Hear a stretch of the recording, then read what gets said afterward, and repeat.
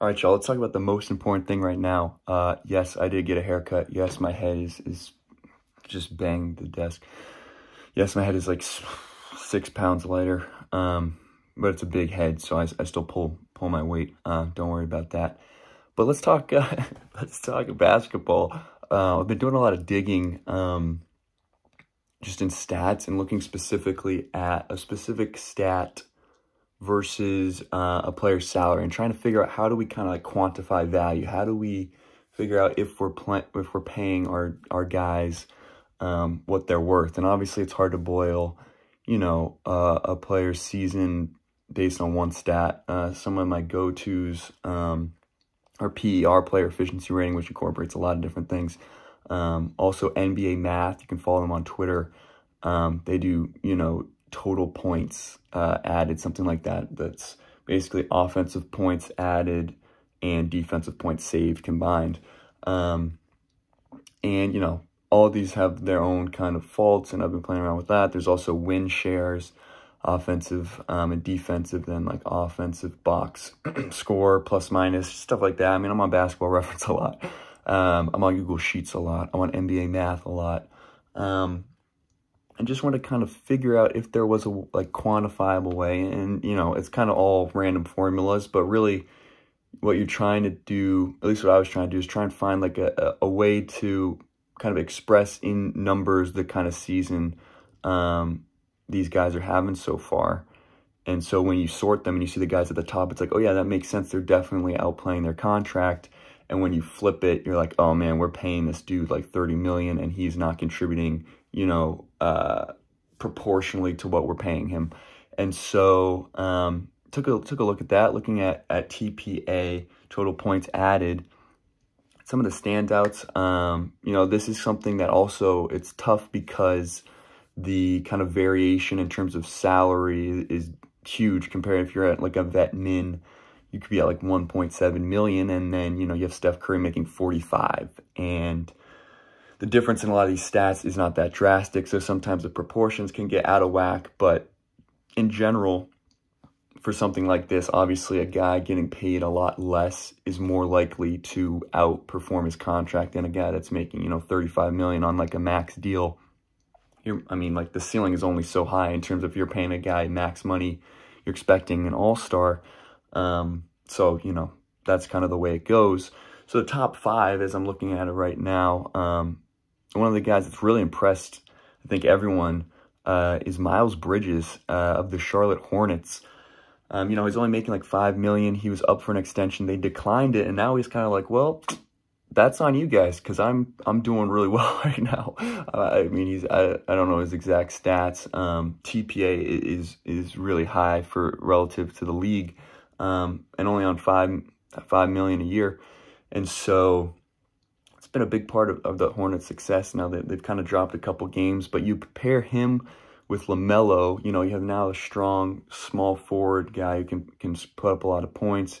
Obviously, we know Terry Rozier can do that. We know Gordon Hayward, what he's capable of, even, obviously not to the Utah Gordon Hayward, but we know, he's a competent wing guy.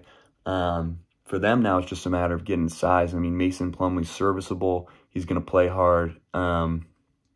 But if they could find a way to, make a move for a big man, that would be huge for them. Another guy, not out of the blue, but like unexpected, Carmelo Anthony came up on top of the list as well. And, we knew in Portland he could score a decent amount, but now, he's putting up like 20-plus point games. And it is a small sample size. We have to take that in consideration with all of these, and whether they can, maintain this consistently throughout the year, because it is a long season. But Carmelo is playing really well. And usually, TPA accounts for defensive points saved too, which you would think would kind of tank him. But he's on a really small contract. It's only like 2.6 mil. So he doesn't have to do a ton to outperform that contract. And so far, he's getting buckets, and I guess is, serviceable enough on the defensive end. He actually had like 4 blocks in one game.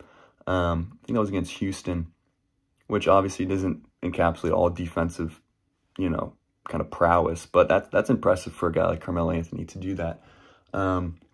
Next on the list, Tyler Hero.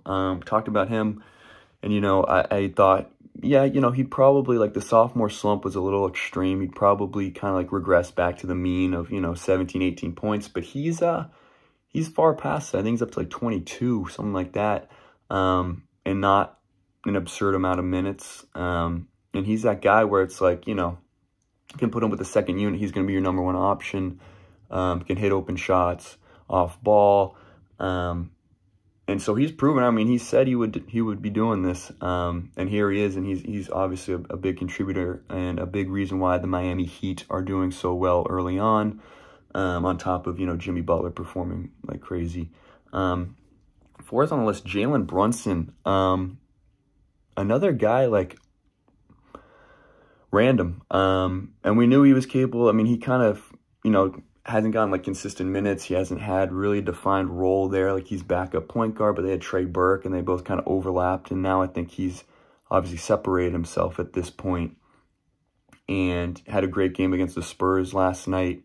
And really like crazy that he's arguably their second best player outside of Luka, obviously, because Kristaps still like hasn't gotten himself together. And, that is what it is. And Jalen Brunson now is kind of, I mean, Tim Hardaway does his thing, he'll hit some shots and whatnot. Dorian Finney-Smith's solid, I guess. But really, when you look at, like, who you're planning for, Jalen Brunson's pretty high on that list when you're playing the Mavericks. So kudos to him. We'll see, it's always tough with an undersized guard like that. It's just like, how do you even score, bro? I have no idea. And he's obviously on a small contract. Similarly, another Hornet, Cody Martin, putting in key minutes, key contributions for this Hornets team.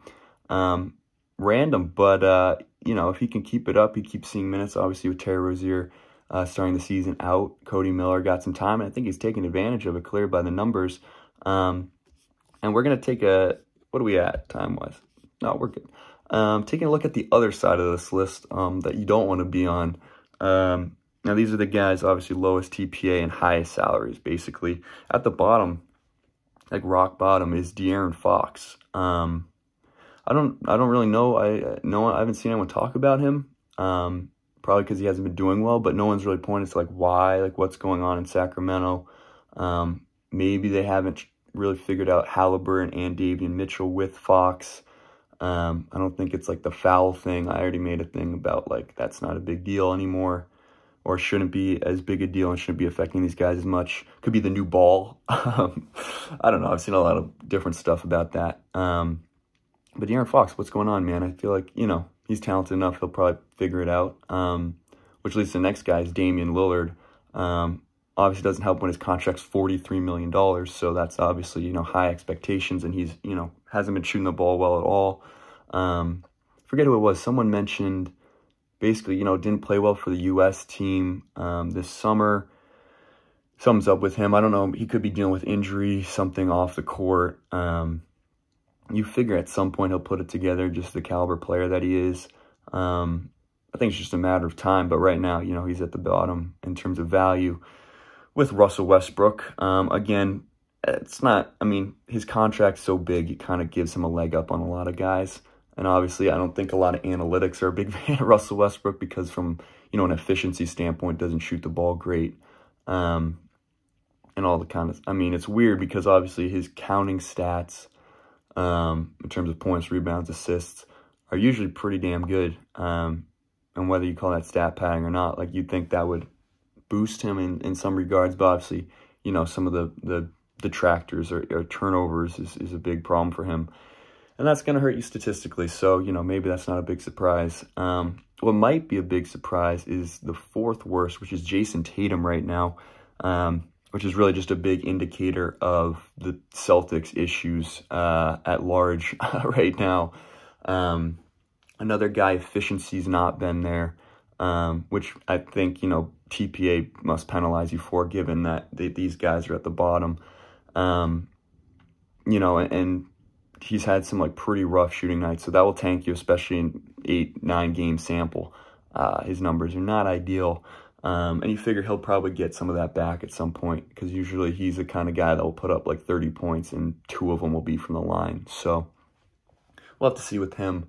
I don't expect him to be at the bottom of this list for too much longer. And then a guy that might stick around a while is D'Angelo Russell. Also just tough efficiency nights for him so far. Karl Anthony Towns liked something about freeing Cat and then said that his account got hacked, which like, fair enough, man. But at the same time, like, I like the idea that someone hacked into his account just to like a free Cat tweet and not saying some like absurd other. I feel like, you know, if you hack into a guy's account, you got to go big. Like, that's pretty subtle, and like, I don't know, maybe they're trying to stir the pot. And that'll be a good way to do it. But it makes it really seem like Karl Anthony Towns wants out. And you can't blame him, even though he wanted to play with D'Lo. And here they are. At least they're healthy, but they're not playing well. And so, you know, that's that. I did post a graph of TPA and salary on Twitter, Afternoon Commute. NBA Math was actually kind enough to retweet it, so check that out. It kind of shows you some of the outliers. I just talked about kind of, you know, who's, in terms of value, the best, but you'll see some of the outliers. Jokic is one of those that's just like totally head and shoulders above everyone else in terms of his TPAs through the roof, and he's making like 30 million compared to some guys in the 40s. So check that out. I feel like I didn't breathe the entire time. I was too excited about talking stats and NBA basketball. But I appreciate everyone checking it out on Twitter. It's a fun little graph and whatnot, and I'll probably kind of periodically update it and see where these guys land. Look at top 5, bottom 5. But, you know, keep updated. I'll keep hopefully posting some stuff. I don't know. Am I going to get a job? Probably not. So I'll have more time to do this. So appreciate it. And appreciate you watching this. So take care of yourselves. Take it easy. And I'll see you next time.